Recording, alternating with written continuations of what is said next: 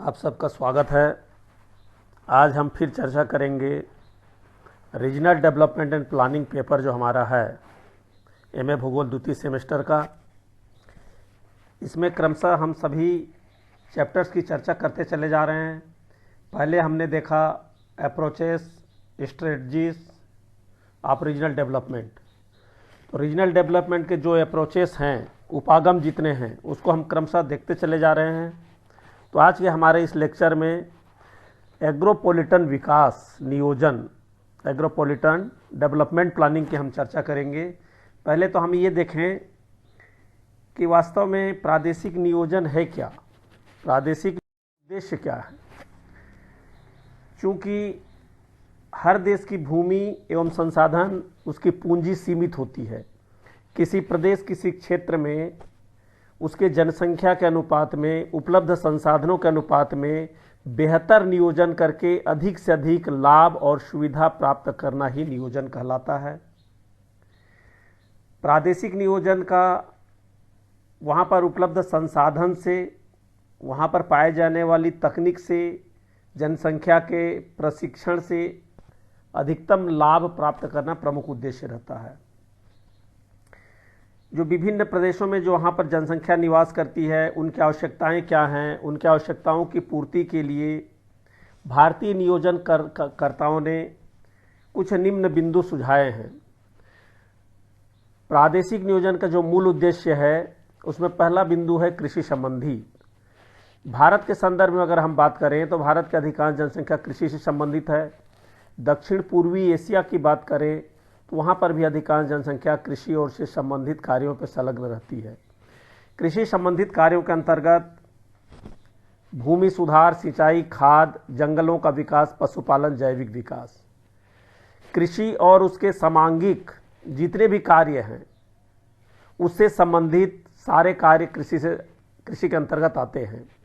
उद्योग में हम देखेंगे, प्रदेश में किसी भी उद्योग के संचालन के लिए वहाँ पर शक्ति का, कच्चे माल का, यातायात, परिवहन, संचार साधनों का, लेबर कॉलोनीज का होना जरूरी रहता है।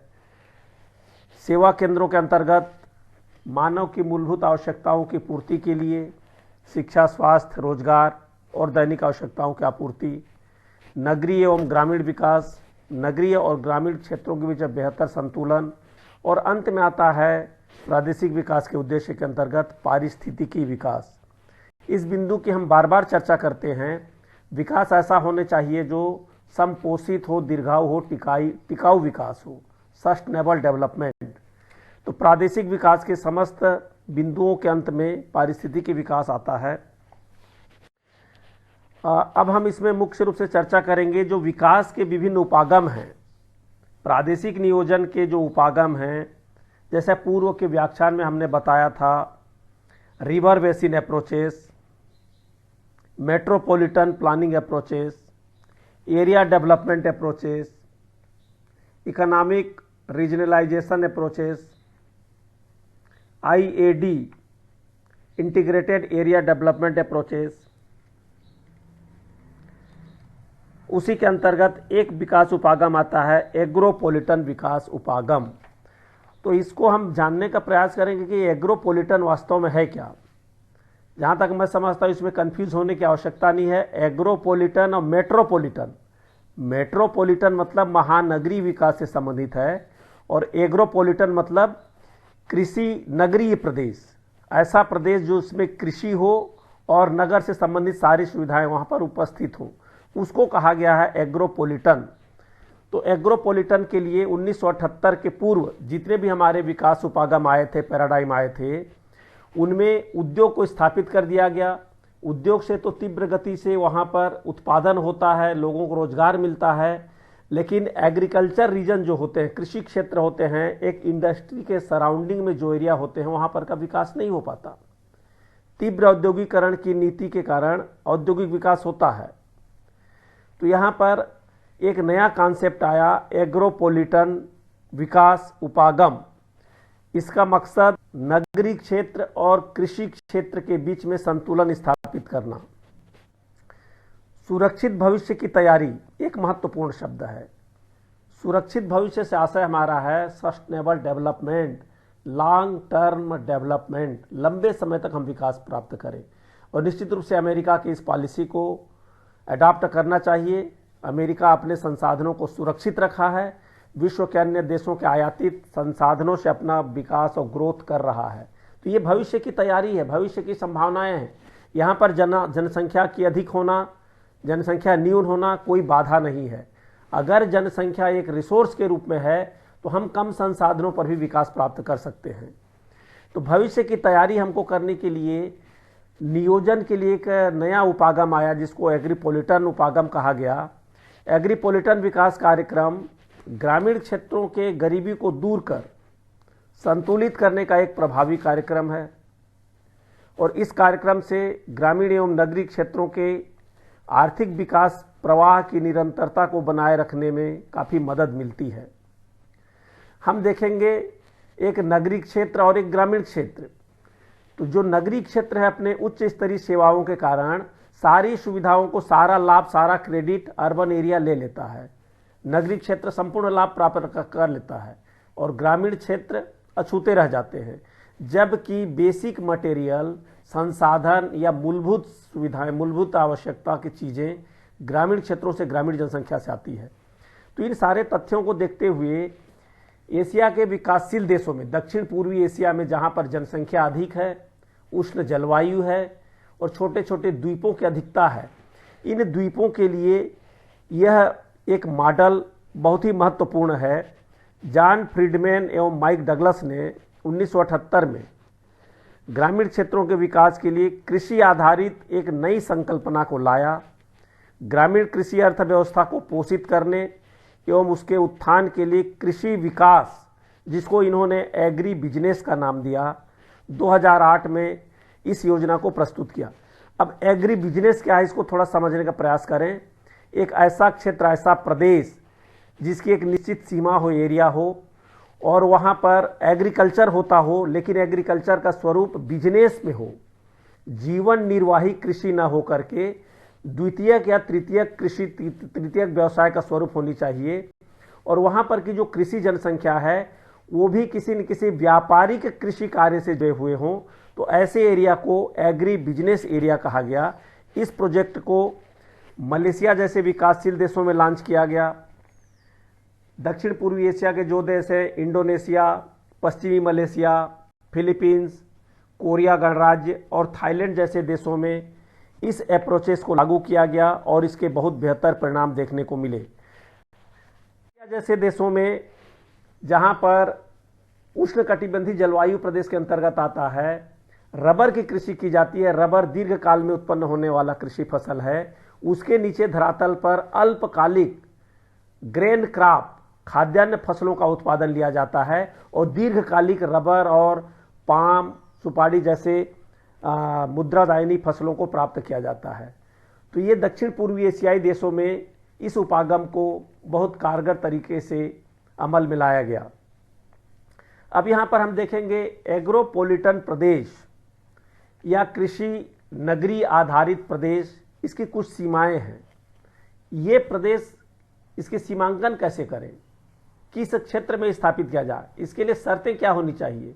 तो डगलस महोदय ने बताया इसमें आकार एवं दूरी, इसकी संकल्पना उन्होंने की। एक ऐसा क्षेत्र जिसकी त्रिज्या 5 से 10 किलोमीटर के बीच हो और 1 से 2 घंटे के बीच में उस पूरे एरिया को पश्चिम से पूर्व या उत्तर से दक्षिण तक पार किया जा सके। अर्थात बहुत बड़ा एरिया नहीं लिया है इन्होंने, एक छोटे से एरिया को, जिसको अपन कह सकते हैं भारत के संदर्भ में जो विकास खंड होते हैं, एक विकास खंड में सामान्य रूप से 250-275 गांव होते हैं, उतने बड़े एरिया को एक एग्रोपोलिटन प्रदेश या एग्रोपोलिटन रीजन के रूप में इन्होंने कल्पना की और उसके लिए नियोजन करने की बात कही। उसकी आवास एवं जनसंख्या, आवासों की कुल संख्या 1 से 25,000 तक और उसकी जनसंख्या 50,000 से 1 लाख के बीच, घनत्व तो 300 व्यक्ति प्रति वर्ग किलोमीटर हो। और इस एग्रोपोलिटन प्रदेश में एक नगर होनी चाहिए और उस नगर की जनसंख्या 10,000 से 25,000 के बीच में होनी चाहिए। सीमाओं के अंतर्गत जो तीसरा बिंदु बताया गया व्यवसाय, उस एग्रोपोलिटन प्रदेश की जो व्यवसाय है उसमें 90% आबादी कृषि और कृषि आधारित कार्यों पर होनी चाहिए, और उस कृषि में केवल जीवन निर्वाही कृषि नहीं होनी चाहिए, आधुनिक कृषि या नई तकनीकों का इस्तेमाल करने वाली कृषि होनी चाहिए, जिसमें हमें राजस्व की प्राप्ति अधिक हो, आय की प्राप्ति अधिक हो, किसानों का जीवन स्तर अच्छा हो। तो वहाँ पर 90% जनसंख्या कृषि आधारित होनी चाहिए, जिसमें फार्मिंग आदि व्यवसाय से लोग जुड़े हों। स्थिति, एग्रोपोलिटन जिले को बड़े एवं बढ़ते नगर, जिसको कहा गया मेट्रो सेंटर, के चतुर्दिक बनाया जाना चाहिए। उन्होंने एक कल्पना की, नगरीय निर्मित क्षेत्र को ग्रामीण क्षेत्रों में विकसित करना एवं नगरीय कृषि तथा फार्मिंग को बढ़ावा देना। नगर एवं गांव बिखरे होंगे, बहुत कॉम्पैक्ट नहीं होंगे। जो गांव का सिचुएशन लोकेशन होगा कॉम्पैक्ट नहीं होनी चाहिए। जिस तरह से अमेरिका में हैमलेट पाया जाता है, एक निश्चित दूरी पर एक गांव बसा हुआ होता है, उस गांव में सारी सुविधाएं पाई जाती हैं, संचार के साधन, परिवहन के साधन, कृषि क्षेत्र, उनके मशीनों के लिए शेल्टर हाउस, पशुओं के लिए हाउस और अन्य समांगी व्यवसाय के लिए उनके शेल्टर होते हैं। तो इस तरह से ऐसे क्षेत्र को इन्होंने नगर कृषि जिला या अर्बन एग्रेन डिस्ट्रिक्ट के रूप में नामकरण किया। विकास के इस नए उपागम को कारगर बनाने के लिए इसमें कुछ और आवश्यकताएं होती हैं, जैसा ग्रामीण जनसंख्या प्रवास को नियंत्रित करने के लिए यह उपागम सबसे कारगर है। नगरीय क्षेत्रों के बजाय ग्रामीण क्षेत्रों में निवास करना ज़्यादा अच्छा होगा। इस ग्रामीण जिला को ही एग्रोपोलिस जिला कहा गया, या agropolis or city in the field. एक ऐसा प्रदेश जो 5 किलोमीटर की त्रिज्या से घिरा हुआ है, 90% जनसंख्या कृषि की है, और उस एरिया में, उस प्रदेश में एक नगर हो जो सर्विस सेंटर के रूप में कार्य करे, और जो कृषि क्षेत्र हैं वहां पर भी उच्च स्तर से निम्न स्तर की सारी सुविधाएं हों। अर्थात एक ऐसा कृषि क्षेत्र जहां पर अर्बन विशेषताएं भी हों और रूरल की विशेषताएं भी हों, इसी को एग्रोपोलिस जिला कहा गया। एग्रोपोलिटन जिला में एक नहीं वरन अनेक गांवों के बीच में सामाजिक अंतरक्रिया को बढ़ाना। सामाजिक अंतरक्रिया से आशय ये है, प्रत्येक गांव में एक जैसा कार्य, एक जैसा व्यवसाय नहीं होगा। अलग अलग गांवों में स्पेशल चिन्हित करके अलग अलग कार्यों को वहां पर लोकेट किया जाएगा, स्थापित किया जाएगा। इस तरह से कल्पना एग्रोपोलिटन उपागम में किया गया। ग्रामीण एवं नगरीय आय के अंतर को कम करने के लिए कृषि क्रिया में लगे हुए कुछ प्रतिशत जनसंख्या को गैर कृषि कार्यों में लगाना होगा।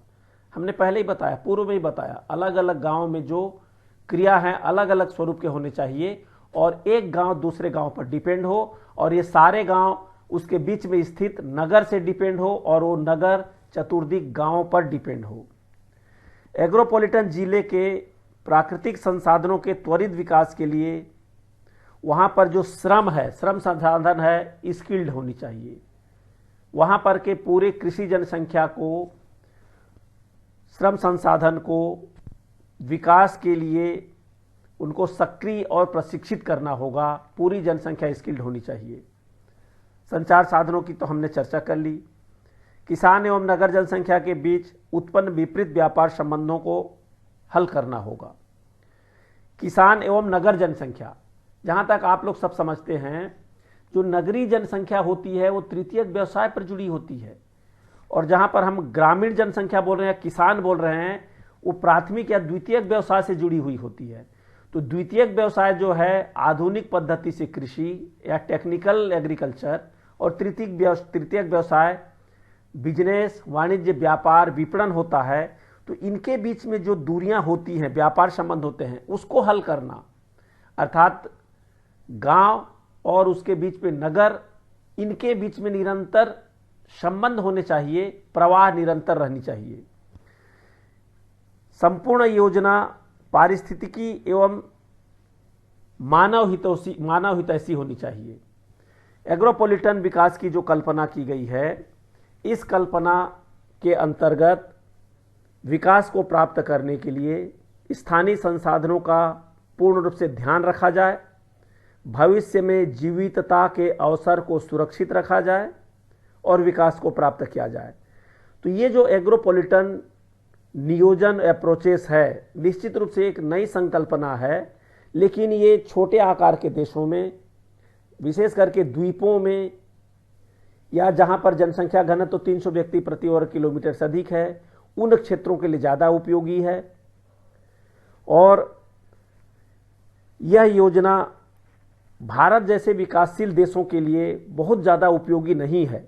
फिर भी विकास नियोजन के लिए कोई भी उपागम, कोई भी योजना सामने आती है तो उस उपागम में कुछ न कुछ खूबियां होती हैं, विशेषताएं होती हैं और कुछ उसके पैराडाइम होते हैं, प्रतिमान होते हैं। उन सब का अध्ययन करके किसी भी प्रदेश के विकास में उसका अनुकरण किया जाना चाहिए। तो ये जो हमारा आज का लेक्चर था, एग्रोपॉलिटन प्लानिंग अप्रोचेस, एक नई कॉन्सेप्ट के साथ ही साथ विकास के लिए भी महत्वपूर्ण है। पहले ही चर्चा किया गया, जैसे मलेशिया जैसे देशों ने भरपूर इसका उपयोग किया और इस उपागम से उन देशों का निश्चित रूप से विकास भी हुआ है। तो अगले व्याख्यान में हम पुनः सिलेबस के अंतर्गत जो अगला चैप्टर आएगा उस पर चर्चा करेंगे और इस चैप्टर में जो भी कुछ क्रिटिकल वर्ड्स हों, कुछ टर्मिनोलॉजी हो, कुछ शब्द हो, कुछ परिभाषा हो, अगर समझ में नहीं आता तो इसको लाइक करें, मोबाइल के माध्यम से, प्रश्न के माध्यम से या रिप्लाई के माध्यम से पूछ सकते हैं और अपना कॉन्सेप्ट इसमें क्लियर कर सकते हैं। Thank you.